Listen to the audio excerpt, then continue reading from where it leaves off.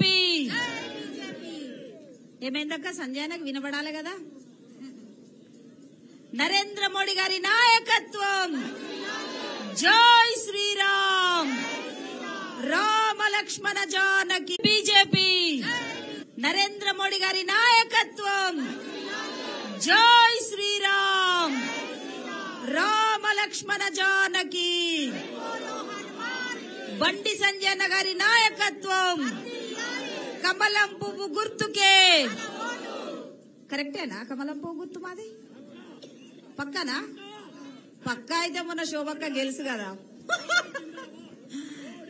పాదయాత్రలో అన్న పార్లమెంటు పరిధిలో పాదయాత్ర చేస్తూ మన చొప్పదండి నియోజకవర్గం కొడిమ్యాల గ్రామ పంచాయతీకి వచ్చిన పెద్దలు, గౌరవనీయులు, పార్లమెంటు సభ్యులు, అదేవిధంగా రెండోసారి కూడా మీ అందరి ఆశీర్వాదంతో, ఆ భగవంతుడు దీవెనతో మళ్లీ అన్న పార్లమెంటుకు పోయే అవకాశం కల్పించాలని మీ అందరినీ కూడా కోరుకోవడం కోసం అన్న వచ్చిండ్రు. కాబట్టి బండి సంజయ్ అన్న గారికి, జిల్లా అధ్యక్షులు సత్యన్న గారికి, పార్టీ అధ్యక్షులు రవీందర్ రెడ్డి అన్న గారికి, పద్మక్క గారికి, ప్రజాప్రతినిధులకి, మాజీ ప్రజాప్రతినిధులకి, బీజేపీ నాయకులకి, కార్యకర్తలకి, ఇంత పెద్ద సంఖ్యలో వచ్చిన మా అక్కలకి, మా తల్లులకి అందరికి కూడా పేరు పేరున నేను పాదాభివందనాలు తెలియజేసుకుంటూ, ఈ ఎన్నికలనేటివి భారతదేశానికి, మన బతుకుకు ముడిపడి ఉన్న ఎన్నికలు.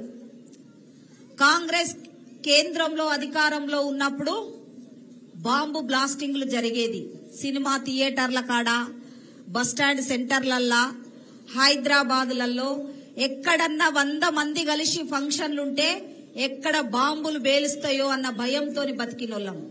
కానీ నరేంద్ర మోడీ గారి నాయకత్వం ఈ భారతదేశంలో 2 సార్లు ఏలుతున్న క్రమంలో ఎక్కడ కూడా భారతదేశంలో బాంబు బ్లాస్టింగ్ అనేది లేదు.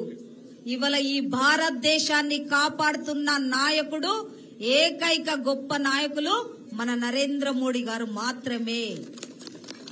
అన్ని పార్టీలకు కుటుంబం ఉంటది, అన్ని పార్టీలకి స్వార్థం ఉంటది. కానీ కుటుంబమే భారతదేశం అని నిస్వార్థంగా 24 గంటలలో 18 గంటలు కంటికి రెప్పలాగా ఈ భారతదేశాన్ని మనందరినీ కాపాడుతున్న గొప్ప నాయకులు నరేంద్ర మోడీ గారు. ఇవాళ గల్లీ ఎన్నికలు కాదు, ఇవి గల్లీ ఎన్నికలు కాదు, ఢిల్లీ ఎన్నికలు. ఢిల్లీ ఎన్నికలు, గల్లీ ఎన్నికలలో మోసపోయినట్టుగా, గోసపడ్డట్టుగా ఢిల్లీ ఎన్నికలలో మోసం పోకండి, గోసపడకండి. అది ఏం మోసం? కుటుంబ పాలన. కేసీఆర్ కు కుటుంబ పాలన మీద యుద్ధం చేసిన నాయకులు బండి సంజయ్ అన్న, బీజేపీ పార్టీ. రోడ్డు మీద గుంజుకొచ్చినాం కల్వకుంట్ల కుటుంబాన్ని. మేము రోడ్డు మీద గుంజుకొస్తే మీరు ఓటు రూపకంగా అడ్రస్ లేకుండా చేసిండ్రు కుటుంబ పాలనను. కానీ ఆశపడ్డాం మేము, వాళ్ళను రాజకీయంగా సమాధి చేసి మాకు అధికారం ఇస్తారేమో అని ఆశపడ్డాం. కానీ గోసపడుతున్నాం, ఇప్పుడు బాధపడుతున్నాం. అయినా కానీ ఏం ఇబ్బంది లేదు. కానీ మీరు ఆలోచన చేయండి, రేపు ఎన్నికలలో కేసీఆర్ మళ్లీ వస్తారు.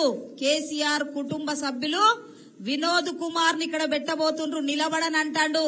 కాషాయం జెండాను చూసి భయపడతాడు బోయినపల్లి వినోద్ కుమార్, భయపడతాడు కార్యకర్తలు, ప్రజలను చూసి. కాంగ్రెస్ వాళ్ళు వస్తారు. అబద్దాలు చెప్పేటోళ్ళం కాదు మేము, మోసం చేసేటోళ్ళం కాదు మేము. 6 గ్యారంటీ పథకాల కోసము మీరు మోసపోయినరు, గోసపడ్డరు. ఇప్పుడు ఈ 90 రోజులలో ఆలోచనలో పడ్డరు. అగొక్క ఆలోచననే నరేంద్ర మోడీ వైపు తీసుకపోండి, నరేంద్ర మోడీ వైపు తీసుకపోండి. ఈ భారతదేశం ఎందరో ప్రధానులు ఏలిండ్రు, కానీ ఎవ్వరు కూడా ఈ భారతదేశాన్ని కాపాడే దమ్ము, ధైర్యం లేదు. అది ఓన్లీ నరేంద్ర మోడీ గారికి మాత్రమే దక్కింది. దయచేసి మీరందరూ ఒకటే ఉదాహరణ మా సత్యన్న చెప్పిండు. కరోనా కష్టకాలంలో కేసీఆర్ రాలే, కాంగ్రెస్ వాళ్ళు రాలే, కానీ బీజేపీ కార్యకర్తలు, నాయకులు, మీ ఇళ్లలో తిరిగినోళ్ళు ఫ్రీ వ్యాక్సిన్ ఇచ్చి మన ప్రాణాలు కాపాడిన గొప్ప నాయకులు ఇవాళ నరేంద్ర మోడీ గారు. కాబట్టి దయచేసి ఇప్పుడు జరగబోయే ఎన్నికలలో మరి నరేంద్ర మోడీ గారే నిలబడ్డారనుకొని తప్పకుండా 3వ సారి ఈ దేశ ప్రధాని చేసే బాధ్యత మనందరి మీద ఉంది. ఉందా అక్క? ఉందా? మరి దేశ ప్రధానమంత్రి గారిని మళ్ళీ మోడీ గారిని చేయాలంటే సంజయ్ అన్న ఓటేయాలి. సంజయ్ అన్న ఓటేయాలంటే సంజయ్ అన్నకు మనమేం చేయాలి? కొడిమేల ప్రజలమందరం సంజయ్ అన్నకు ఏం చేయాలి?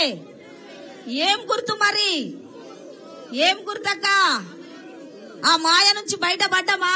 6 పథకాల మాయ నుంచి బయటపడ్డమా? కమలం పువ్వు గుర్తు కోడేస్తున్నారు కదా.